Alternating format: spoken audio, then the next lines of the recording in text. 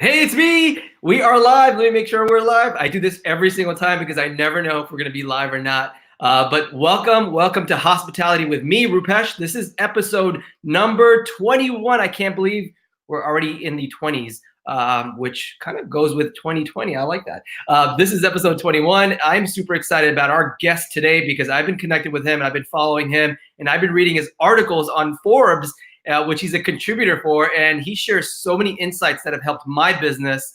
We're going to talk about some details that I've implemented in my hotels because of his concepts, his mindset. Let's bring him on right now because I can't wait any longer. Welcome to the show, Micah. Hi, how are you, Rupesh? Good. Hey, thank you so much for being on. I have a ton of questions for you. I'm saying your name right because we are totally email buddies. So is it Rupesh or Rupesh? You got it. Where do you like to? Which syllable do you like?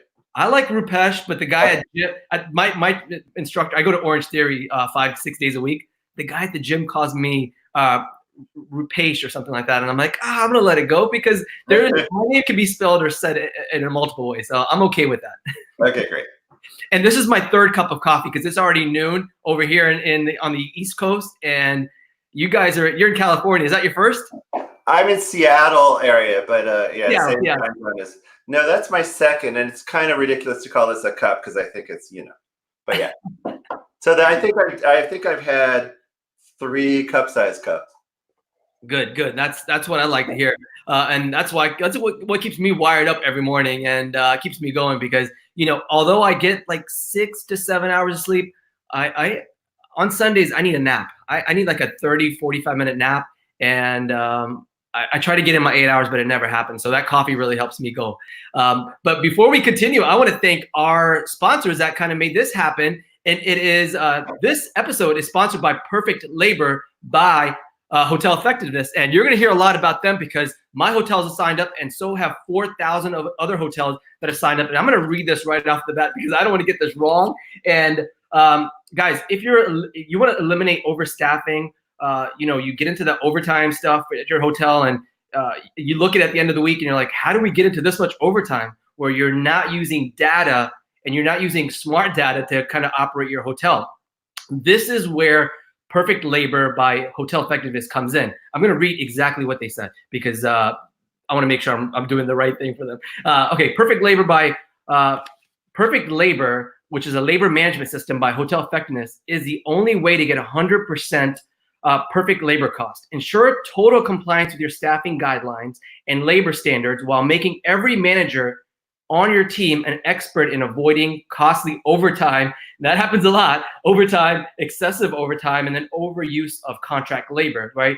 Contract labor meaning bringing people in and you just don't know how many hours they worked, and you get that bill at the end of the week and you're like, oh my God, right? So labor is one of our biggest costs. Actually, it's our biggest cost right now as far as operating a hotel, and it continues rising, right? So if we're not operating and kind of looking at our standards and looking at our budgets every single day, and with their 5-minute daily check-in process that they have trademarked, you'll be able to make sure that you're not going in through overtime and you're maintaining and kind of operating your hotel at a optimal level. And you'll be able to use smart data, right? So they're not a payroll company, but they're a labor management software that is actually really affordable, and 4,000 other hotels use it. And you can probably save, not probably, a lot. On the average, hotels are saving between 5 and 15% throughout the year on their labor, which is huge. Like, we're at the beginning of the year, so you know how much you spent in labor costs, right? And you know how much that was. So times that by at least 5%. And you can see how much you'll be saving right away. My hotels have signed up for it. Guys, use this link right here, hoteleffectiveness.com/Rupesh to save 30% off your setup fees. Guys, I love Dell and the guys over at Hotel Effectiveness. You're going to be seeing a lot more of us kind of doing partnerships and content together because, I want to save money and so do you. So hit up Hotel Effectiveness, use their Perfect Labor management tool. And Michael, have you had issues in the past where you're like, how do we get to overtime, or how do we get this when you don't have data? Me? Yeah. Well, I'm a consultant. I'm not a hotel owner, so My clients have, absolutely, yeah. So you don't have 50 people screaming at you every day, right? Oh, yeah. I mean, I've got 3 that I'm related to, and then that leaves 47, right? That is right. Well, thank you, Hotel Effectiveness. I appreciate the sponsorship and the support here. All right, let's get into the meat of this thing, because I have your book right here, and I actually have 2. By the way, guys, we're giving away one of these. I'm keeping one, but we're giving away. Yay! We're giving away one of these books. So comment below and let us know where you're listening from or where you're watching this from, and I'm gonna give away before the end of the show. You got to remind me. We're going to give away one of these books to the audience member that is most engaging on this. So comment below. Let us know where you're listening from. You got to hit that like button, hit the comment button. Let us know where you're listening from. And if you want this customer service excellence book, it's called Ignore Your Customers and They Will Go Away. Let's talk about this, because this is what you love to do, and this is what I'm passionate about. It is making our team and then guests feel really special. Micah, how did you get into this? Well, I'm a customer service consultant. I work with hotels and with all sorts of other types of businesses. Well, not all, but many, many different types of businesses. There's, as there probably is for you, there's 2 answers, and they're both true. One is that I had a manufacturing company and it was quite successful. I sold it to our biggest competitor, which, by the way, is a good strategy. It's a lot easier than becoming the biggest. If you can become the second biggest, the biggest gets nervous about you. And so so after I'd done that, I figured I had to reinvent myself. And what I realized was that our business never was a commodity, because we always infused it with an exceptional customer experience. And so I felt that this was my, core competency. So I wrote a book, it became a bestseller, and then I became a consultant for everyone from true 5-star hotels. I mean, Forbes rated 5-star and even triple 5-star hotels, to what else? To banks, believe it or not. Now, I will tell you, there's a lot more banks that want to become the Ritz-Carlton of banking than there are hotels that want to become the Citibank of hospitality. So what you guys do, you're doing something right. And when I work with you, I just try to make you do it a little bit righter. But there's other businesses that have limited clues, shall we say. They are rebels without a clue. So I try to turn them around as well. The other story, which is true, and I don't tell this to everyone, Rupesh, but tell me. I was just born really particular. I just was really particular. All sorts of things irritate me, or I enjoy more than other people. I recently saw this letter from my camp counselor from summer camp, had written to my parents, and that's good customer service. The parents are really the customers at the end of the year. So they try to keep it positive, but they said, "We have enjoyed the rigorous company of your son, Micah.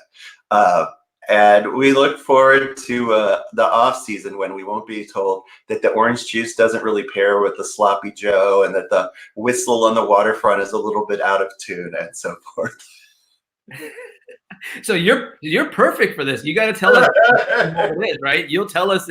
Actually, you'll tell me if this live actually sucks, right? If I am a really bad host as far as what I do, and yeah, when you're doing great. I'm just curious what the etching behind you is. Which one? That one. Okay, cool. Now I'm good.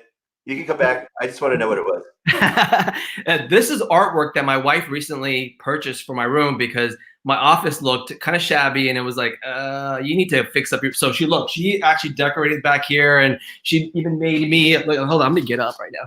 She made me 2 of these, which one says "Keep going," because there's times that I want to quit. There's times that I'm like, you know what? Why am I doing this, right? And so this sign kind of reminds me to keep going. And then the second one is by Zig Ziglar. If you help enough people get what they want, you might get what you want, right? That's a good one. This reminds me every day, like, to keep sharing, keep supporting, and keep doing what I love to do. How about you? What's your favorite quote? No, that's a really good quote. I love lots of little zingers from Zig Ziglar. I think one that I steal a lot of times is it's not very inspirational, but it's I have a deal with the airlines. If I'm not there at the if I'm not there when they close the door, they can go ahead without me. Yeah, and that's happened to me before. So you know, when you're running late with 3 kids, it might happen, right? Yeah. Good. Well, hey, I'm excited to talk to you because, you know, let me say this. I appreciate you sending me an autographed copy of your Heart of Hospitality book that you. Well, you're in it, dude. Yeah, and look, you wrote this. He said, "Thanks for contributing your insights in October 5th, 2016." And by the way, listen, I kept your business card because I think it's awesome. Like the way his business card's set up, it reminds you of like. It's just unique, right? So it's a 3-fold, and then it tells you about him on the back. But I love all of these quotes, right? And I love how it goes in as far as the design. So I have kept that. Yeah, I'm also wait. I'm also a keynote speaker, so consider me for your industry event. If you can bring out the card once again, can you bring out the card for a second? Yeah, absolutely. So if you're ever bored in the audience, no, we need to see the part at the bottom. Can you unfold it just a little bit? Yeah. This way? Just a little bit. So we just see the hole in the front. Okay. So the sound guys in the back who've seen my keynote speech several times as we rehearsed it have told me they use that to squish my head. So feel free to do that when you're watching me. That's awesome. All right, so let's get into it. So you've written a book, Heart of Hospitality, and your new book is Ignore Your Customers and they'll go away, right? Let's talk about that. And let's talk about the whole customer service kind of insight that you're passionate about. And let's talk about hiring because that's how you start. It's your team that kind of gets you on board. Share some ideas and concepts over hiring because, you know, in the past, I made the mistake of just hiring anybody and everybody. If you were just breathing, I'd be like, come on, because I'm not working that shift. And I'd be like, you're gonna train, you're gonna work as you train and some of those things by yourself. And that never works, right? So tell us about the hiring process and what we should be really doing. The worst thing to do, or maybe not the worst thing, but one thing I want to try to cure you of is hiring by your gut, because we always think we have a special knack for hiring. This is how we end up hiring the waitress in the restaurant, and we think it would be great. So everyone thinks they're better at hiring than the average manager, but everyone also thinks they're better than the average driver. And we can tell from the 44,000 people that get killed on the road every year that not everyone can be above average, right? So try to get away from hiring on your gut. Try to get a little more scientific. And there's a lot of tools out there. There's both big companies. HumanX is one. Gallup is a very big one, obviously. That's the best way to do it, to look for personality traits that will be good. As a small business owner, I agree with you. This is what we tend to do. We hire someone who can get in there right now, right? They know the software program you're using and so forth. They can work the hours you want, so you hire them. But that's not ideal. I understand why that happens. You know, it's like the amusement park. You have to be this tall to ride the ride. It's like that. But that's not ideal. Ideally, you want to look for personality traits, because by the time we're in our 20s, most of our personality traits are set. Now, I don't want to over exaggerate this. It's not 100% rule, but by and large, that's the way to gamble. So what personality traits are we looking for? Well, the best way is to go with one of these very scientific companies, or to buy a supposedly scientific psychological profile tool that off the shelf, which is a lot cheaper, and then try to see if it works for you. But if you're not going to do either of those, I can, in very broad strokes, tell you who you're looking for. All right, are you ready? Yes. So Ritesh, I need you to think of a really, it doesn't actually have to be big. It's a wet dog. What kind of dog is it? Wet. Absolutely. And it is standing outside of Petco. Mm-hmm. All right, now you're never going to forget these 5 because they spell WETCO. Warmth, empathy, teamwork, conscientiousness, and optimism. So warmth is just liking people. Empathy is a little more involved. It's knowing what the other person, or having a good chance of knowing what the other person is thinking before they even have to put it in words. T is teamwork. It's a willingness to involve your teammates to find a solution for the customer. C is conscientiousness. This is a broad psychological trait. It's detail oriented. So even if you have warmth, oh, I really like you, Rupesh. I'm writing these down. Okay. E, and I can tell what you're feeling, Mr. Patel.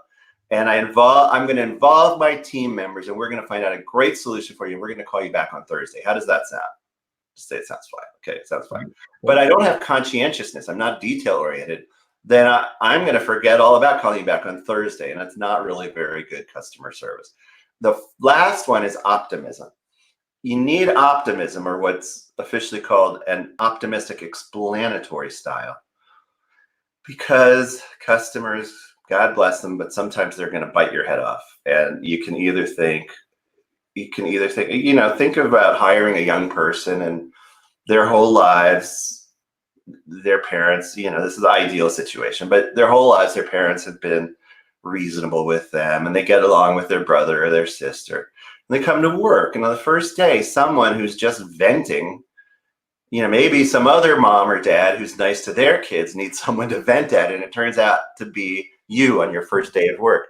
You can either go, oh my goodness, I'm going to call in sick I'm going to say I'm sick for the rest of the day. I'm going to go home. I'm going to crawl under the covers. I'm going to think I did a terrible thing. I'm never going to go back to work. It's kind of understandable, but what you want is someone who will say, well, that was a challenging call. I am always wanting to improve. Maybe I could have handled that better. I'm going to talk with my manager about it. But I think she might have been just having a bad day. And I hope when she comes back to our hotel or calls us again, she'll be feeling better. I'm going to dust off myself and get back to work. That's an optimistic explanatory style. Now, you don't have to memorize these right now. You can get them in my new book, which is Ignore Your Customers and They'll Go Away, the simple playbook for delivering the ultimate customer service experience, which is what we're all talking about, right? Yeah. When you're in the hospitality business and the actual hospitality industry, you're probably delivering a customer experience that is 90% better than what they get at their local bank. It just really is. But you're also competing against Rupesh's hotels. So he might be at 93. So this is getting that last 7% for the ultimate customer experience. Right. And I not recently, but I learned these techniques that you've been teaching and other professionals have been teaching, and I've implemented them. Like, I never believed that customer service would help my business. And in the past, all I cared about was money. Also, I would come into the hotel and I'd call like, hey, how much money do we make? Or how many rooms do we sell? And if that is the ownership that is running your hotel right now, you may want to help them, because that's the number one thing. Help them understand there's a bigger world than just money, right?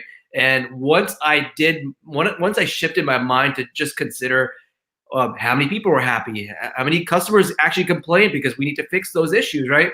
I evolved as a person, and my business evolved, and we started making a lot more money. Oh, isn't that great?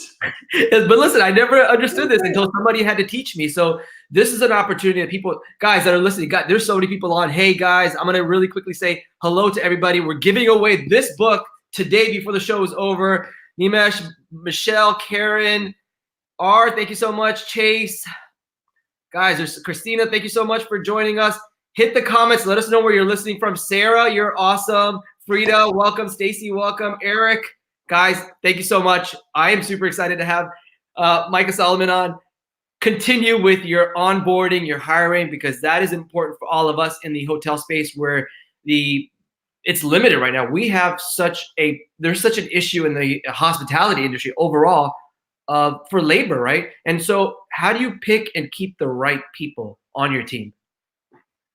Well, let's talk about the money thing for a moment, because this is one of my favorite Zig Ziglar quotes, which is, It's money isn't everything, but in business, it is kind of like oxygen.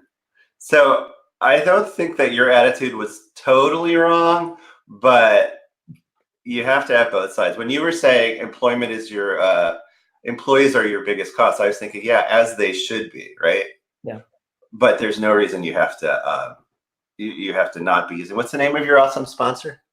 Yeah, it is hotel. It's perfect labor, which is our system, by hotel effectiveness.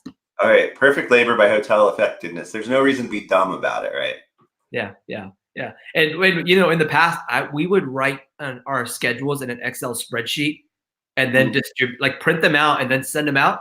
With the system, you don't do any of that stuff. Your entire team logs into the app and gets notified digitally, which is like the best thing as far as today when we're in a digital world, right? And so, you know, when we're building our team, when we have our employees on board, you've kept them going. How do you continue keeping them excited about customer service? Because that's hard to do. Like you say, all right, be happy, be nice, engage, and then how do you keep that ball rolling? Well, tell me about some of your collateral that you make, because I know you have some for external customers, but do you have those kind of inspirational things for internal employees as well? You know, we do incentive programs. We do a bunch of little things as far as like making them feel special. We do parties. We make them feel, you know, excited about training. We do ongoing coaching and training.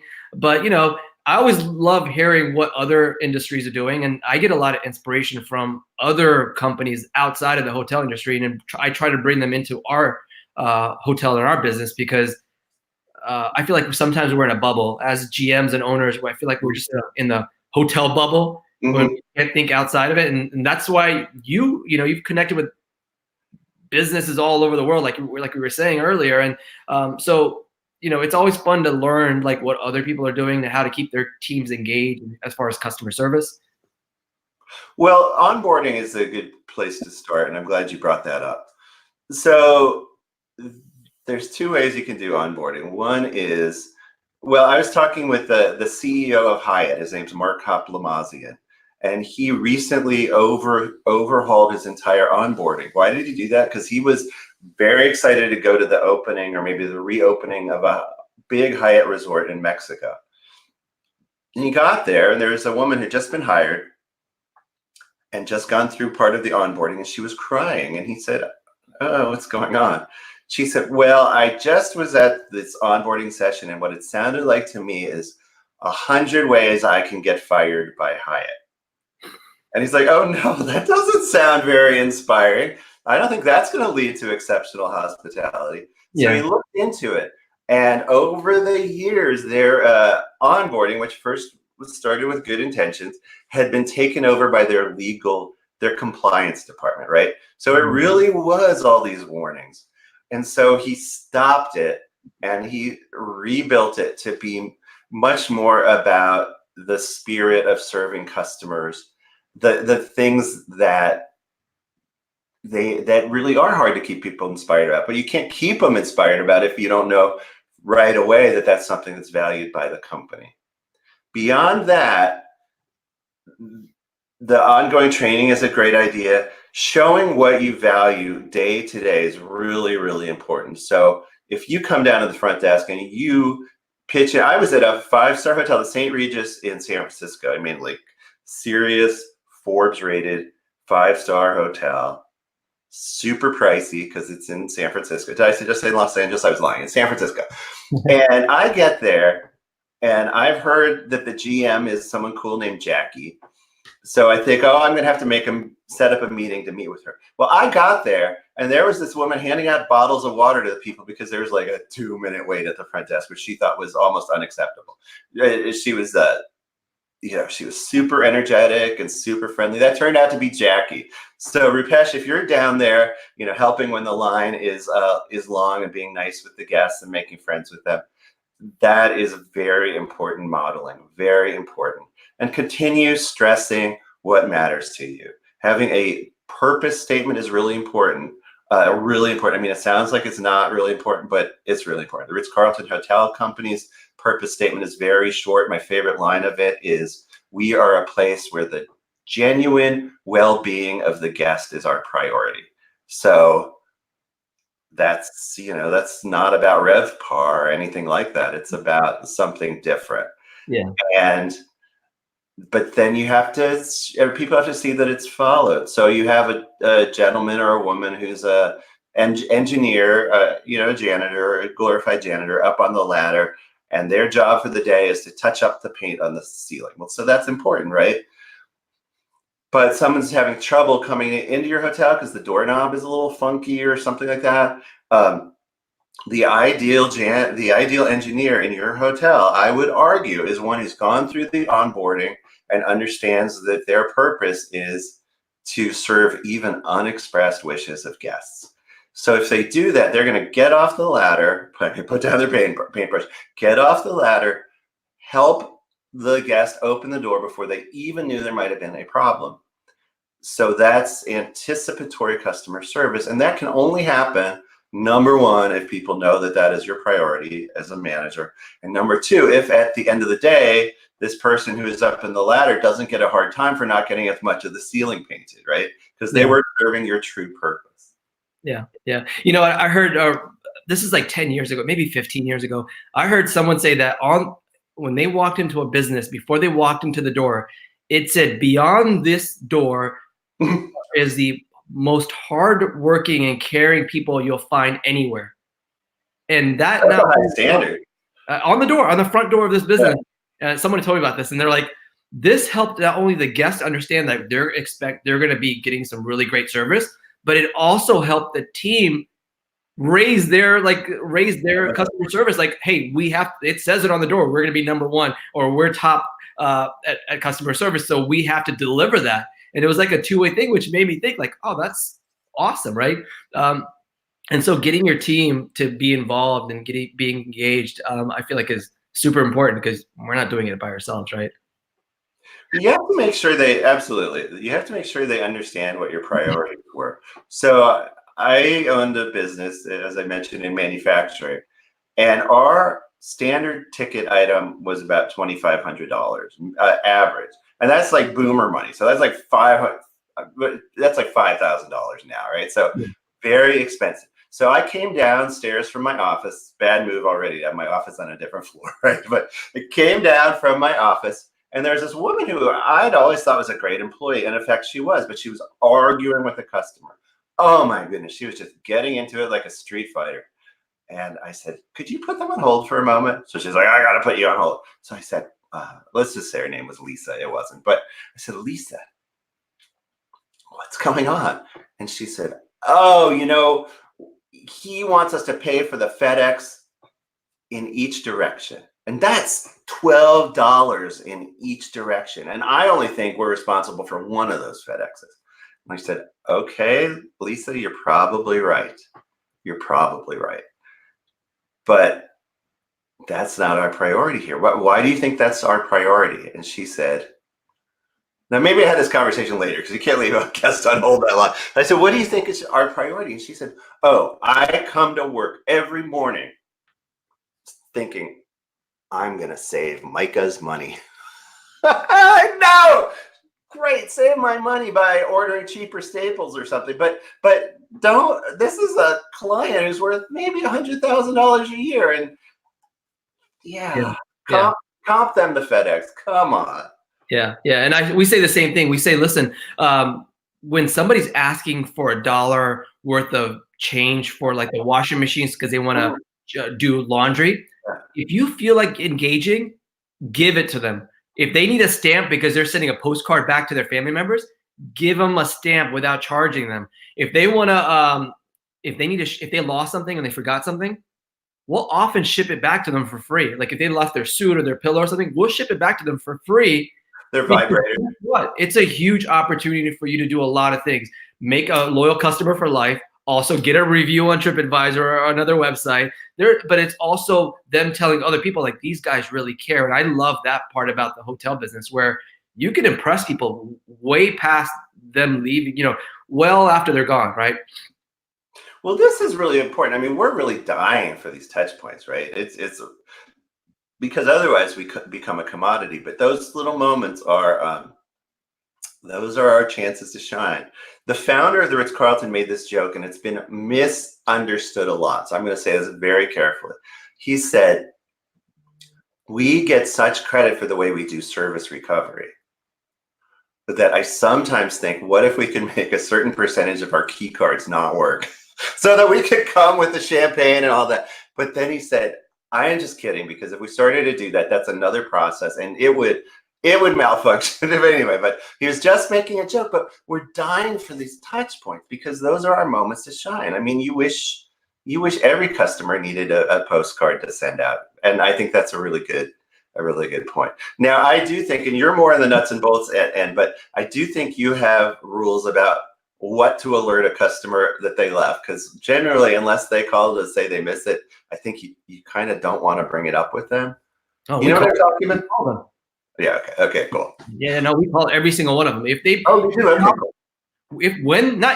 When the housekeeper brings the item to the front desk or to a supervisor or manager, we immediately call the person that's on the contact for the registration and say, hey, Mr. and Mrs. Smith, you left something here. Can you come back and pick it up? And then they give us instructions on they're already on a flight or whatever.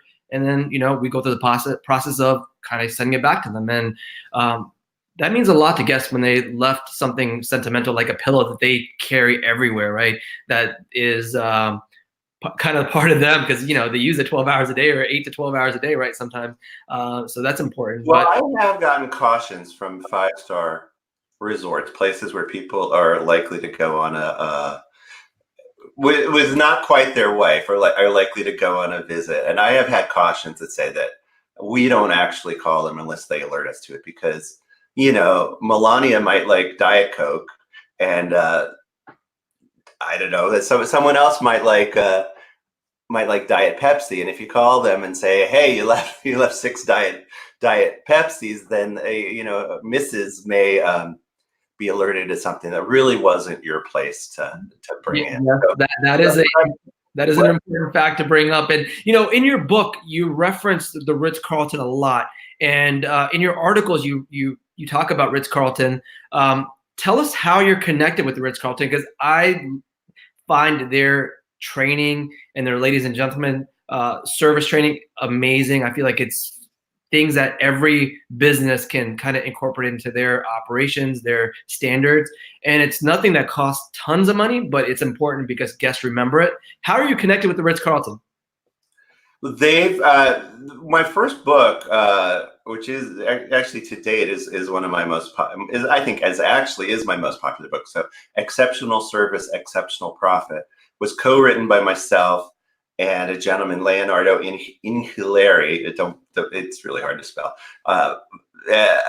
And he created the Ritz-Carlton Leadership and Training Centers.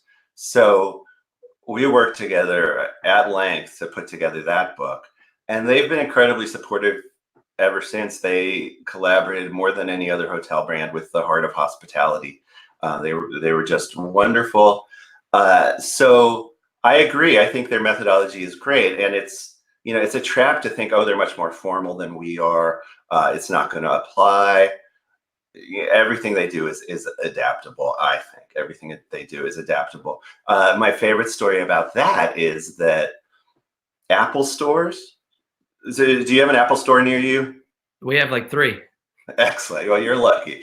We live on an island, so we have to schlep into town on the ferry. Oh, if you're complaining about this, life's good, right? But we have to schlep into town on the ferry and then to get to the Apple store. But my favorite story about this is before a single Apple store had opened. It's hard to remember this, but everyone was really skeptical. Everyone thought the Apple stores were going to fail.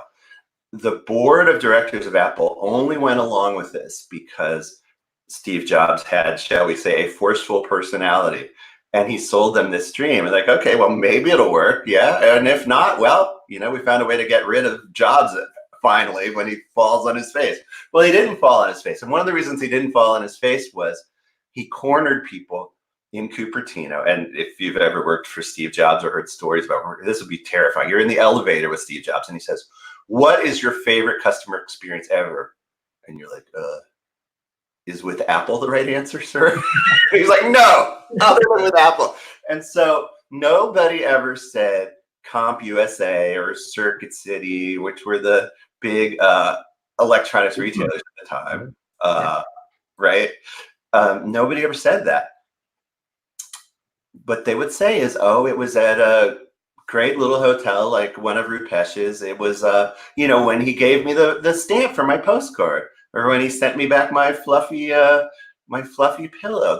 Or they'd say it was a Four Seasons, or they say it was a Ritz-Carlton, or is a unbranded resort. That's what they kept hearing. So before they opened a single Apple store, they went to hospitality training. In fact, they went to the Ritz-Carlton training, and they repurposed all the stuff that we're talking about, all the stuff I talk about in the heart of hospitality. They repurposed. So they definitely don't call people ladies and gentlemen, but they do have I think a 5-step approach to greeting people and to getting them to the right place. The one literally visible thing that they took back from that, which you can still see in the Apple stores, is the Genius Bar. The Genius Bar is just a repurposing of a larger hotel's concierge desk, right? Yeah. And it's filled with empathetic people who are also knowledgeable and will get you where you need to go. Right, right. I love that. And I created a not a cheat sheet, but a guide a few years ago for my staff. 17 questions you should ask at check-in, right? And 17, okay, wow. This has been distributed like all over the world. I think thousands of people downloaded it. Guys, if you want it, hit the comments and let me know if you want this free PDF that I can send you. But I got these ideas from the Ritz-Carlton in Miami. I said, I flew in, I pulled up, and I said, how did the front desk know my name? Well, that's a great Ritz-Carlton.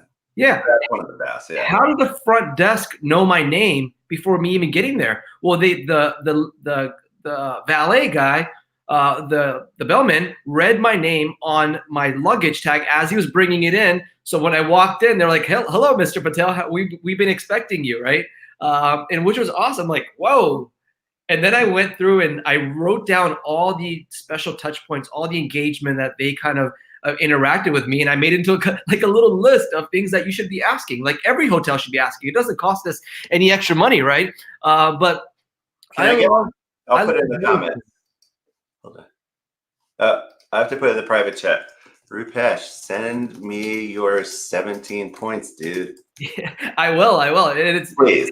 And it's just been amazing how you can get your staff to come up with an idea. Because you know what? Here's the thing. Most people are followers in the world. So if you can lead them into showing them an idea, then they understand the importance of, like, instead of just them making something up, they have these set rules. We're not saying say exactly this, word by word, but here's some examples of things that you could be engaging with, right? And I learned a lot of these from the Ritz-Carlton, so I'm happy that you're connected with them. And then we talked about recovery, which we have issues at hotels every single day. My hotel, and I see Deborah on here, Jackie's on here, Blaine, Frida, guys, Sarah, you're still on here. I love the comments in here. Micah, say hello to all the hospitality people here on LinkedIn that find your information valuable, and I'm sure they're gonna go buy your book. And one lucky person is gonna actually win this before we end the show. But every day hotels have issues, right? Every day somebody complains. No matter if you're the Ritz-Carlton or you're just the mom and pop hotel down the street, we have issues. Even if you're brand new, you still have issues. And I guess this is a time for you to shine and kind of show your empathy and your recovery. So how do you recover guests? Because this is an important topic that most people want to learn about. Really important. So I mentioned Leonardo, who I wrote my first book with. He is Italian through and through, not like Sopranos Italian. Well, I mean, he is an American. He's a citizen, but he's like I think he goes back to Rome, where he's from, every summer to brush up his accent. He's very, very Italian. And he and I came up with, we wanted a model, an image, a mascot for how you should react to a customer who's upset. And we decided it should be an Italian mother. So we call this the Italian mama method of working with upset customers. So, and this is an exaggeration. This is an exaggeration. This is a caricature. You don't have to be exactly like this. But think about how a very doting mother or grandmother would be. After their kid had an accident on the sidewalk, their scooter or something. You'd be like, oh, my poor bambino or bambina. Oh no, how did that happen? Let me take you in and I'll clean your ouchie and put on a Band-Aid and here's a lollipop until you heal and let's watch some television. Now, if you spent time with a lot of kids or a lot of guests, you'll realize that they'll be pretty quickly like, oh, Ma, it's not that bad. Can I go back out and play? But if she's like, I'm on one of these American courtroom dramas, and I'm like, just the facts, young man. At what angle did your knee impact the sidewalk? Were you wearing the proper protective sidewalk headgear? And most importantly, young man, had you read the entire sidewalk user's manual before you set out on this dangerous journey? Then the kid is going to push back. He's like, I'm really hurt. I'm really hurt. Yeah. And customers are the same way. And I am exaggerating, but the first part of recovery is to make sure that they hear that they are heard. Now, I want to caution you, some customers are really all about the facts, and they are in a hurry, and they don't want all of this. But right. If you don't know your customer at all and you're not picking up something to the contrary, then this is the way to do it. The 4 steps of the MAMA, M-A-M-A, trademark method for customer service recovery, which has only been rolled out in the new book, Ignore Your Customers and They'll Go Away, the simple playbook for getting there. Where is my camera? Delivering the ultimate customer service experience. They're only in the new book. Here are the 4 steps to take when responding to a service failure. And this is MAMA, right? The MAMA steps. M-A-M-A, yes. Okay. Which makes no sense unless you know about the Italian mama. So that's why I said that first. So M is just make time to listen. Stop doing whatever you're doing. Listen. Don't listen while you're checking your email. Don't listen while you're still finishing up papers from the last customer. Acknowledge what they're saying. And if appropriate, apologize. And by if appropriate, I mean if you think the guest would think it's appropriate, not whether you think it's appropriate. On that step, it can't be a fake apology like, I'm sorry if you feel that way. Right? That's not even an apology. I've heard that plenty of times. The next M is have a meeting of minds. So once they know that you have heard them and understand that they were, I mean, this is an extreme word, but they were damaged by what happened, whether it's your fault or not, then have your minds meet in the middle. And by that, I don't mean compromise, but find out what they think would be a solution and give them a version of that makes sense for you. So maybe it's I want all that stuff left in my room, which your housekeeper should have alerted me to yesterday instead of today. I want all of it shipped FedEx early morning by tomorrow. And that's just a jerk move, I think. So, but maybe they're just testing you, so you can say, "Oh, I'm so sorry, and I totally would love to do that. Would it be all right if I ship the most important item to you via that method, and the rest could be waiting at you when you get home?" Mm-hmm. So come up with something that works for both of you. Now, it doesn't always have to be a compromise. Sometimes, as you mentioned, it can be more than they asked for. Depends on the situation. More than they asked for is best, because if you only give them exactly what they would have had before you screwed up, and this is really important, they still lose because they've lost their time. They may have lost their equilibrium. Their kids may have seen them yelling, which is not great.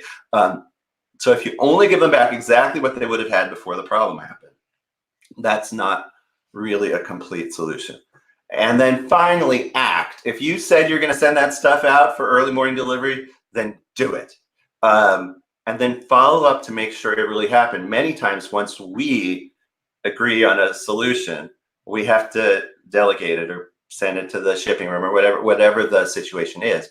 But you need to be follow up, because these things are just like sports. How are they like sports? They're like sports because you tend to drop the ball on the handoffs, right? So you said one thing, they thought, oh, well, yeah, but Rupesh likes to save money, so I'm going to use late afternoon delivery. That should be fine. Well, it's not fine, but only you kind of know that because you were with the customer. So that's make time to listen, acknowledge and apologize, have a meeting of minds, act, and follow up. And sadly, that follow up didn't get its own letter, because that would make it be mamaf, which didn't mean anything in any language I speak. I kind of like mamaf, and I can remember that more than mama.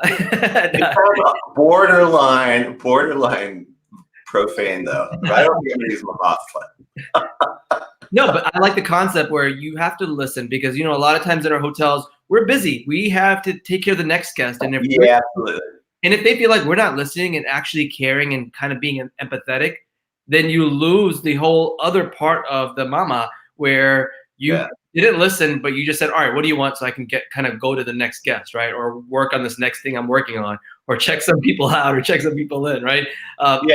Actually connect. I feel like if you didn't connect with them, like personally, as like a real person, then you lose an opportunity. Do you agree? Yes, and part of why we don't do that, part of why we don't listen well and we rush them through the thing is a valid reason, which is that we're all good troubleshooters, and they start to say at the beginning of the problem, we know what happened, we know fault isn't the right word, but we know how this happened, we know how to fix it. So we don't let them go through their exposition because we just want to hurry it up. So I need to slow down a bit. Now every customer is different. And the same customer, different times of day are different. I don't know if you noticed this. But hotels that have room service, everyone is in a doggone hurry at breakfast. Nobody knows why, but they want their breakfast in 20 minutes, and they're okay if dinner takes a little longer. So same time of day. Different time of day, same customer. They may have less patience for your slowing down the process, but by and large, they want to be heard. Right. So being heard is probably is that like the number one thing you think that we should just listen in, understand what they want, and then in the recovery process, do you throw the ball? Do you recommend throwing the ball in their court, Mr. Smith? I'm so sorry. I can totally understand how you feel. If I was in that situation where my AC did not work or the TV didn't work, I would be upset like you are right now, and I totally understand how you feel. I want to kind of understand, what can we do to make sure that you leave us happy? Is that what you kind of recommend? Because that's what I kind of explain in our training sometimes. I think that's great. I think that with just be focusing on the bodily language, because halfway through your apology, I could see them wanting it a little shorter. That might have been a little long, but it depends on the situation. I mean, I don't know, if you didn't take their doggy out for a walk and their room is whatever it is, some situations are more pungent than others, but yes, absolutely play it by ear. Do you agree that there are some guests in this world that you can give them 1,000 points back, $1 million points back, $1 million back, and you're never going to make them happy? Yes. What do you think? Right? What do you think? I think they're out there, and sometimes you just have to bite the bullet and take a loss and take a hit and move on. Because I feel like if we take that personally in our business, then that will ruin our day. First of all, it will drive us crazy for the rest of the week because we had to give $150 back or $250 back, and I feel like that could turn into a bigger issue, right? Guys, what do you guys think? Comment in the comments below with how you do service recovery, because it's a touchy subject when we're talking about giving refunds back or a percentage back, or even like Mr. Smith, I'll give you 5% back because that's what I'm allowed to do. And that just kind of ruins the whole complaint, the whole guest experience. And it never goes, it never works. I wouldn't rush to the money. I mean, a couple of things about money. Money means different things to different people. And a real clear example of that is that if you're a business person and someone else is paying for it, you could comp the whole room and it's not going to help them. You know what I'm saying? Yeah. That's why going to the points was actually smarter, I think. But everyone's different. But I wouldn't rush to the money. I would rush to the apology and kind of pleasantly surprise them with giving them something. But every customer is different. Right. I feel like there are a few customers, or there are customers that want to just be heard. They don't want money back. They don't want anything. They just want to be heard because maybe they had a bad experience traveling. Maybe their flight was delayed, and now they're not really mad at you, but they need to speak to somebody. They need to talk to somebody. And I feel like sometimes we have to be that psychologist that we just have to listen. And then I say, I understand, right? Sometimes you just say, I understand exactly how you feel. I would be in that same situation. Or I'd feel the same way, the same way you feel right now. And then they leave happy. Here's the problem, though. mostly customers don't care about us. I mean, I hate to say that, but they care about themselves. They care about their families and so forth, mostly. Now, if they came to you, of all the people in the hotel, because they have a connection with you, they feel they have a connection with you, then absolutely. But I might phrase it a little different. Like I totally, that's terrible. And I wouldn't be so much like, if I, Rupesh, were in that exact same situation, I would feel exactly the same way, because they don't care how you would feel, right? There's a fine line there, but yeah, absolutely. Yeah, I think empathy goes far when you know how to actually use it, because I've heard empathy in other ways, and you're like, well, these guys really don't care. They have this act that they're putting on, and that's it. And I feel like they lost me as a customer, and we've been there. All right. So, Micah, what is one of your favorite customer service experiences in the world? Like, you remember? Thank goodness. Thank goodness, because we're getting negative pretty quick, aren't we? Yes. Oh, I've had so many, and some of them are very small. Like the postage stamp, I think that's a great one. This probably doesn't apply to most hotels, but in other businesses, people have to use street parking outside, and there's still the old style meters, which are ridiculous in this day and age, right? There's no reason you shouldn't be able to use your card, but they're still out there. And having a sign on your window that says, we make change for meters. And then if you see them, why not go out and give them a change? And you don't need it. It doesn't have to be change. It can be coins, but you don't need it back. Make use of what you have. I checked into the Virgin Hotel in Chicago when that was the only Virgin hotel. Yeah. Spiffy, fantastic hotel. I didn't have any luggage with my name on it or anything like that. And the gentleman was still like, "Oh, Mr. Solomon, we're so glad you're here." And I said, "How did you do that?" And he said, "Oh, you're the only," he said, "Well, I'll tell you the truth. You're the only person checking in this afternoon." So if that's the case, make use of it, right? Yeah. Right? So the little things you have. So best customer experience. Well, I've had so many. Do you want a really elaborate one or a really little one? A quick one. I don't want to, I want to go on to your book, and I want to go on to some other few things. So a quick one that just. Well, do we have an hour and a half, or do we have an hour? I wasn't clear on that. We have all day if you want to talk. I mean, well, what are people expecting? 8 more minutes? No, I think our this has been great. I think we can go on for another 30 minutes. We can go on for 2 hours if you want. Guys, how long do you? We have 86 people on here and over a couple hundred comments on here. Really? Stacey's on here, Sarah's on here, Marty's on here. There's that many people. I want to tell you guys something. If you don't win the free book from Rupesh, which is ideal. All right, that's ideal if you win the free book. But if you're one of the over 99 people who are going to be losers today, make yourself feel better by going to this special URL I have set up. You have to have a sense of humor to know why this is a good URL. It is ignorethisbook.com. So go to ignorethisbook.com and you can order a book, which I hope you'll do. That would be great. I'm small time enough that 5 people ordering a book today will actually make my sales go way up. But is it ignorethisbook.com? Yeah. Or writing it into a banner right now. Hang on, there it is. Is that it? Where would I look? I'm sorry. Look at the bottom. That is right. That is right.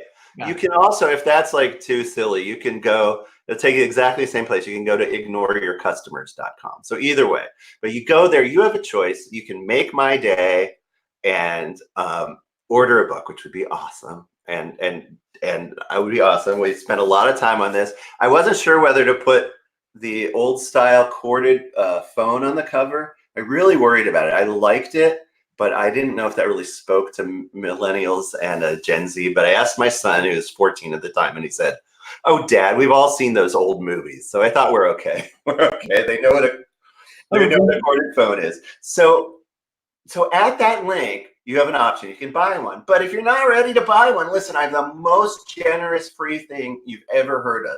My publisher is allowing me to give away 3 chapters, and they're not like the index, right? They're good chapters. So either way, you can have 3 chapters for free. or you can order the book, and it's all at that link, ignorethisbook.com.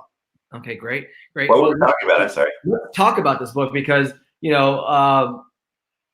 it's the simple playbook for delivering the ultimate customer service experience, right? And the simpling is marketing speak. I'm sorry about that. There's nothing simple about what we do, right? So but I do think it's the playbook for delivering the ultimate customer service experience. The way I've tried to make it simple, and I bet you notice this, Rupesh, is in how it's organized. So I have the chapters with the anecdotes and everything. And it's great. We get to meet with Richard Branson, like in person. I had breakfast with him at the Virgin Hotel I was talking about. But then at the end, there's 2 tools for you. One is this cheat sheet. It's called "And Your Point Is," Micah. So it's the cheat sheet, which has summarized. You don't have to do it yourself. I have summarized the entire chapter.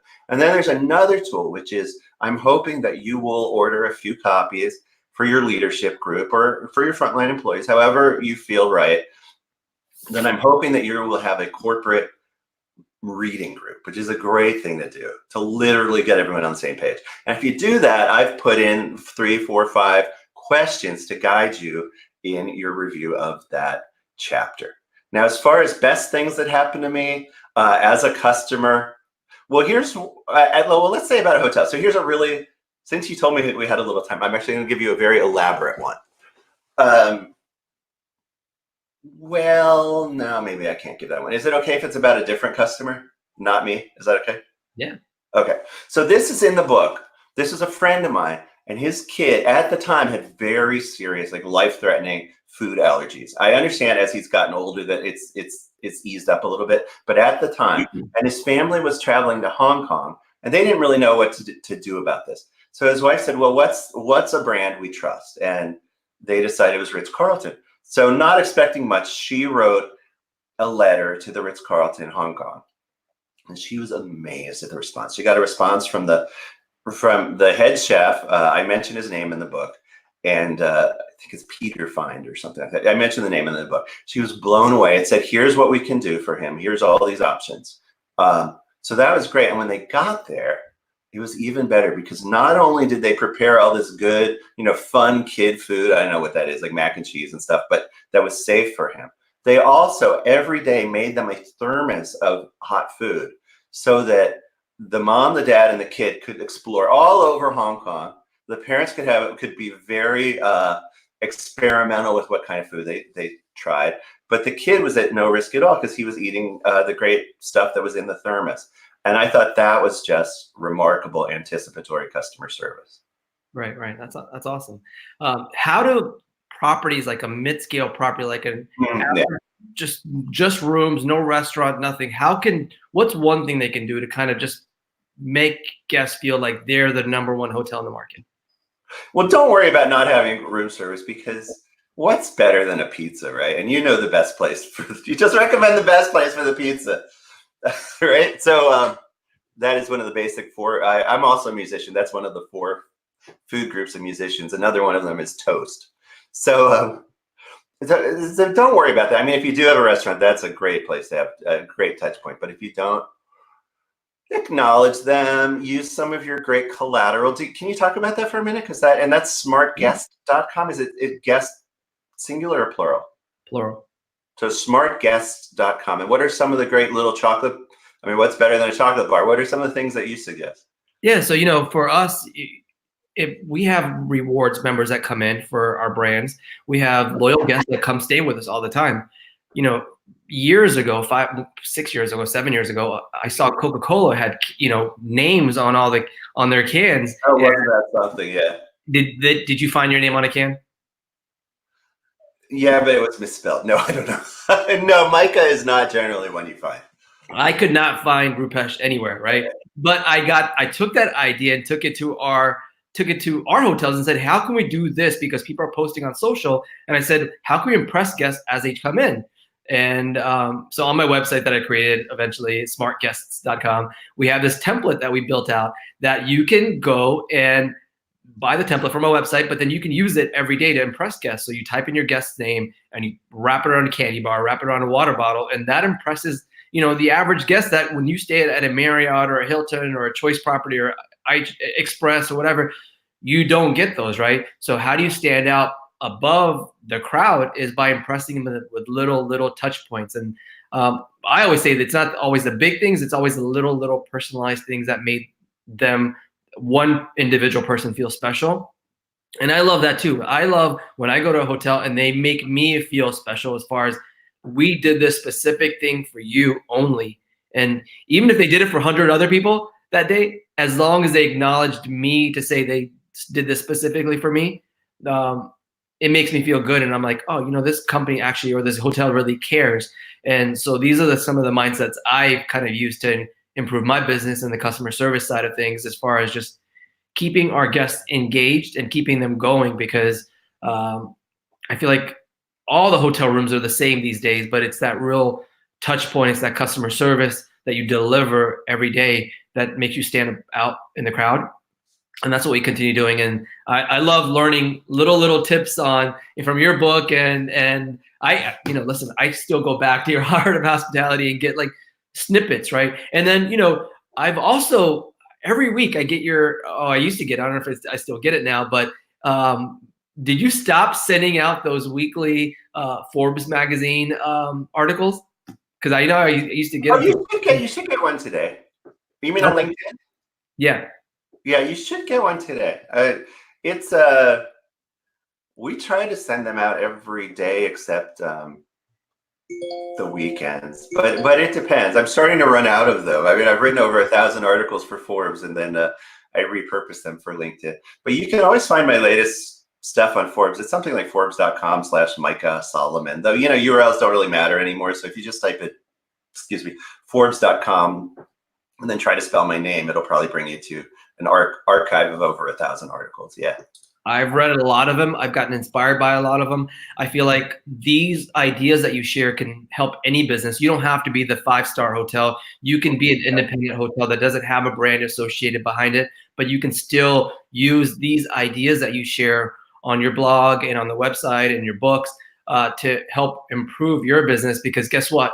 In the hotel business, I don't know if you know, but I feel like we're in the last inning as far as the economy is concerned, and it could come down. And that's what a lot of people are saying.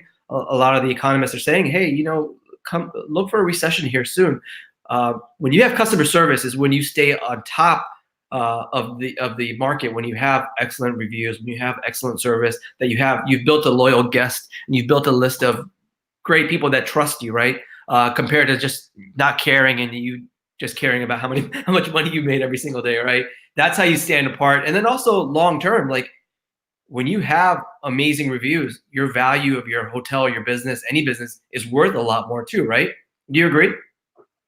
Oh, absolutely. It's one of the key indicators. Absolutely. Now, just remember that what is the saying? Economists have predicted 10 of the last 3 recessions, so they predict more than happens. So hopefully their prediction is wrong. I'm staying positive. I'm going to continue offering and training our teams and sharing ideas here on social about how we can continue improving. I appreciate you being on here. And guys, the book is Ignore Your Customers and They Go Away. This is true for hotel business. It is true for any business. Mike, I appreciate you coming on. Where can people find you? Oh, thank you so much. So my website, it's hard to spell, but it's MicahSolomon.com, MicahSolomon.com. That's super hard to spell. So you can also just go to that ignoreyourcustomers.com, and you can get to me as well that way. Let me throw that up there. Is that it right there? Boom. Oh, you nailed it. Yes, thank you. Got it. Guys, we're doing this live. I'm the only person here in this studio that you call studio, and we're making it happen. Mike, I appreciate you being on. Any last customer service advice that you can give our audience here on LinkedIn? Well, I've lived through, as a business person, 3 recessions, and we always did okay because other people lose their spirit. Now, I know the last recession in hospitality was extremely bad. I mean, it should have been called a depression. So I understand that. But barring that, I think what I say at the very end, or actually the beginning of Ignore Your Customers and They'll Go Away, is that if you follow what I've written in the book, I have 100 or 99% faith that your competitors aren't a factor, because they're not going to read my book. Even if they do, they're not going to underline all the stuff and put, you see how Rupesh has tabs that he's put in the book and so forth. They're not going to do it. They're not going to do that. That might actually be the tab I put so you would saw where your contribution, but they're not going to do that. They're not going to underline it. They're not going to take it to heart. They're not going to turn it into things they can use at their daily lineup. So if you do this all really seriously and ongoing, and don't give up. What is the sign your wife gave you says? Don't give up. Keep going. Keep going there. If you keep going, this stuff is going to be extremely valuable inside or outside the hospitality industry. Absolutely. I agree. Micah, it was a pleasure having you on. Well, let's chat. And I got your private message. I'm going to send you those 17 questions. Dude, you better. Put in an 18th one just for me. 18th one might come from your book. So I will reference you on that. But Mike, I appreciate it. Thanks for being on. Chat to you soon. Okay. This was such a treat. Thanks again. Thanks. Bye. Hey guys, what'd you think about that? Micah is awesome. If you don't have his books, he has several books online. You can find them on Amazon. Find him on his website, ignorethisbook.com. Guys, there's a lot of value that you can get just from learning customer service, learning insights, learning just like 3 tips that could help you improve your day. Because, you know, when you have a happy guest, it makes you feel good. I don't know about you. It makes me feel great that you can impress people, and then also you can let them go home happy, because that's when you know you did a good job, right? That's when you know that you're doing what you came to work for, right? And if you're passionate about it, you will go the extra step, like we talked about earlier, and engaging and just building your team up and then helping your guests out, right? If you found this valuable, hit the comments and let me know. And guys, I do have a winner for this session. To get this book, I am going to email you this brand new book by Micah Sullivan. And let's just go ahead and pick a winner, because this person has been super engaging, and it is Sarah Pitson. Congratulations, Sarah. If you're still on, you've won this book. I will send me a direct message here on LinkedIn, and I will personally mail you this book. And guys, what do you think about this episode? Next week, we have some amazing staff or amazing speakers on. I'm not going to tell you who it is, but actually the next 3-4 weeks, we have some awesome people on that you're going to love. I love them because I follow them on social, and it's given me a tremendous amount of inspiration. It's helped me kind of help my mindset and some of those things. So guys, thank you so much for being on. And I don't want to forget this, but this episode is definitely sponsored by, and guys, hit the website, hoteleffectiveness.com/Rupesh. Go there, fill out the form, and they will give you a quote, exactly what you need. And it is labor. It's not a payroll company. It is a labor management tool that you need that's super affordable. You could probably get that money back that you put into it within months of you signing up. So go to hoteleffectiveness.com/Rupesh, because you'll save 30% off your setup fees, and make sure you let them know that I sent you there. Guys, thank you so much for joining us. I will see you next week. And let me see if there's anything else I need to talk about. Nope. I will see you guys next week. Talk to you soon. Bye.